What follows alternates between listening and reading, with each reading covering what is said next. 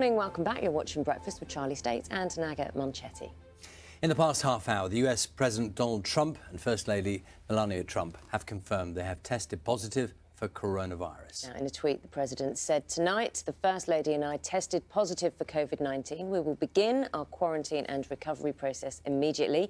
We will get through this together." That came out literally 30 minutes ago. Let's speak now to US political analyst Eric Ham, who joins us from Washington. Eric, good to see you this morning. So this information coming to all of us just in the last half hour. Just in terms of updating people, what we did know just after midnight here in the UK that the president had gone into quarantine because his advisor had tested positive herself, one of his closest advisors, Hope Hicks.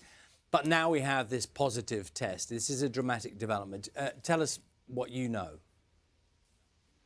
That's right, it is. In fact, we're being told that Hope Hicks had actually been experiencing symptoms for the last 24 hours. And so she was tested, and now we're learning that the president himself, as well as the First Lady, have now contracted the virus. We do not know if at this time if the president or the First Lady are experiencing symptoms. We have been told that they will continue to work from the residence where they will be quarantined for the next few weeks. But of course, this throws so much into chaos, not only an election that's just 33 days away, but also we do know that the Vice President, Mike Pence, is scheduled to debate Kamala Harris, the Democratic nominee for vice president, this week. So, of course, there are so many questions about what will happen and also what this means for the president as the commander in chief. Eric, I'm just looking at this is obviously a breaking story, so we're getting little bits more of information as we're speaking. Sean Conley is the White House doctor, and he is saying President Donald Trump is well and will continue to perform his duties without disruption while quarantining. Now, clearly there are a lot of questions here about procedure and what happens next, and there will be many questions about how that works. Can I just concentrate for a moment on the president's health? Because first and foremost, right now, the president has coronavirus, and given his age, and a lot of people will be, worried about his own physical condition while suffering from this coronavirus. So tell us a little more about that.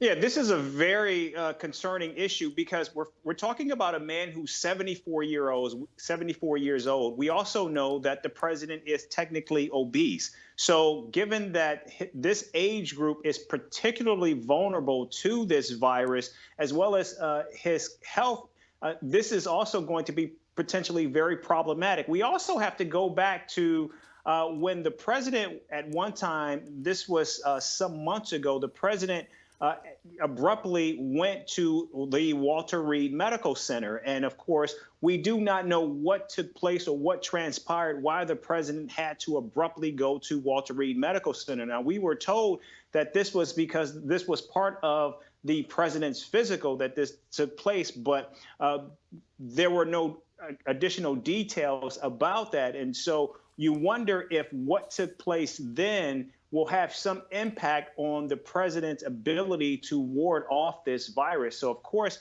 we will be looking at this. And also, we remember when the president spoke at the military academy's graduation, where he looked very weak and was unable to walk down that flight of stairs. And so clearly there have been questions around the president's health. And now that he has contracted the virus, his ability to ward it off is something that we certainly will watch very closely. So, Eric, yes, first and foremost, it's a concern over his health initially. Then we get onto the issue of all the implications of what this means with the election itself, just such a short time away. You're right. And the president has been trailing in the polls. In fact, we've been getting polling data since that presidential debate just 48 hours ago, where it now looks as though Joe Biden is expanding his lead. And also, the president had 2 rallies scheduled for the battleground state of Wisconsin later this week. highly unlikely the president will participate in those rallies, because now with him having contracted the virus, this takes him off the campaign trail. Remember also, millions of Americans are voting early as well. And we cannot discount the fact that the president has downplayed this virus. The president has said that this is something that is going away. The president has spoken about it in terms that suggest that it's not as serious as many see. Again, we're talking about more than 200,000 people that have died from this virus. And now President Donald Trump himself has contracted this. And you wonder, how will that play with his supporters, his base, and of course, millions of Americans who are now already voting? Clearly, this is going to have an impact on the outcome of this race. Eric, I just want to share with you and also with our audience, we're getting a number of little pieces of information. So this is from Sean Conley, who's physician to the president, who's saying that I released the following information. With the permission of President Donald J. Trump and the First Lady Melania Trump, this evening I received confirmation that both President Trump and First Lady Melania Trump have tested positive. He goes on to say the President and the First Lady are both well at this time. They plan to remain at home within the White House during their convalescence, and then says the White House medical team and I will maintain a vigilant watch. I appreciate the support provided by some of the country's greatest medical professionals and institutions.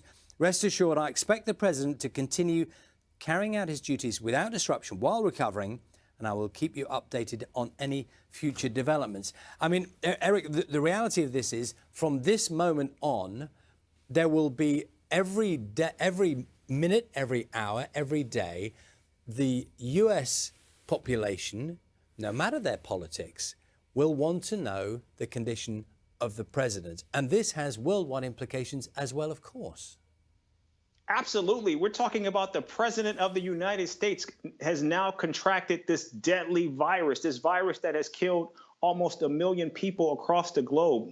More than 7 million people in this country alone have been impacted by the virus. Now, we do know other leaders across the globe have contracted the virus. President Bolsonaro of Brazil has contracted the virus, and we know he took a very cavalier approach to combating the virus, much like President Donald Trump has. The question, of course, will be, can President Donald Trump bounce back from this? And it's also important to note that the president has contracted this virus, and we know that very few people in the White House wear these masks. And if you've actually been inside the White House, it's not a very large space when you're talking about a working space. And so we know that the president's press secretary, who comes out and briefs the press often, is oftentimes in contact with the president. And so now the question becomes, how many other people have come in contact with the president who may now have contracted this virus? And what does that mean for people like the press corps who engage on a daily basis with someone like Kayleigh McEnany? And so this is an issue, of course, that many will be concerned about. And also, we have to keep in mind, President Donald Trump was in Ohio just 48 hours ago. And so the question is, how many people in that state did he come in contact with? And so this is now an issue that is certainly going to explode. And the question will be, how will this administration that is not oftentimes, willing to provide transparent information, how much are they going to provide? How open are they going to be about the president's prognosis and how he and the First Lady are dealing with this virus? These are questions that we do not have the answers to.